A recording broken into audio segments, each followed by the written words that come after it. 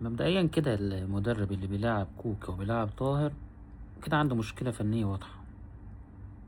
ده حقيقة يعني، لأن اللعيبة أصلا على مدار كام سنة ما قدمتش حاجة. ايه المشكلة يعني؟ ايه المشكلة اللي انت ما عندكش لعيبة مثلا عشان تلعب كوكا وطاهر؟ كوكا مثلا في نص الملعب لا بيدافع ولا بيهاجم، لا هو بس بيعمل اسيست للاعب انبي. يعني الكرة اصلا طالعة على الجنب، هو بيرجعها للاعب انبي عشان يعرف يجيب جول،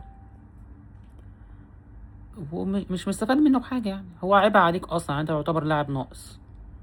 طاهر نفس الفكرة، لا بيدافع ولا بيهاجم. فأنت كده عندك مشكلة فنية. أنا مش عارف أنت كنت بتعمل إعداد إيه أصلا. هو ده ممكن يكون السبب بقى إن أنت ما كنتش بتذيع ماتشات الأهلي الودية عشان الناس ما تشوفش القرف ده أصلا.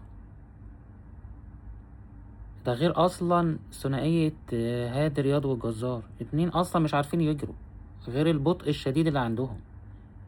انت النهارده كسبت ورجعت والكلام ده كله، بس انت هيبقى عندك مشكلة في الدفاع كبيرة، خصوصا لما بتلعب فرقة تقيلة او فرقة عندها سرعات او فرقة بتهاجمك. انت انبي النهاردة كان بيدافع 90 دقيقة، يعني كان بيدافع 90 دقيقة اصلا، و24 دقيقة انت جه فيك جونين وضربة جزاء ضايعة بسبب انت ما عندكش ولا خط وسط ولا دفاع. فانت فترة الاعداد دي كلها انت كنت بتعمل فيها ايه؟ يعني ولعبت برشلونة، كوكا عمل ايه في الماتش؟ طاهر عمل ايه في الماتش؟ ما مش هينفع برضه يعني الموسم اللي فات كان موسم كارثي، مش هينفع نقول الموسم ده ونقول الاهلي هيرجع بروح الفانلة الحمراء والكلام ده كله. مفيش ولا روح فانلة حمراء ولا فانلة خضراء.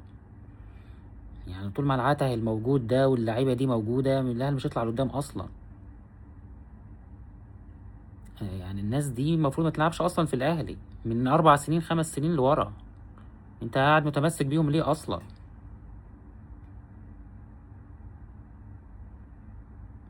يعني جماهير الاهلي كلها 60 مليون 70 مليون ايا كان عددهم،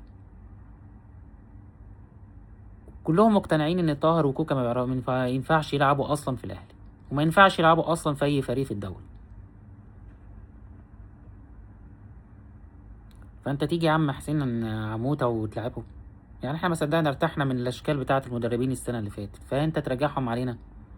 احنا ما عدناش حمل بقى ضغط والكلام ده كله ونفضل مستحملين لاخر دقيقه والكلام ده. يعني تعبنا السنه اللي فاتت جابها جنة.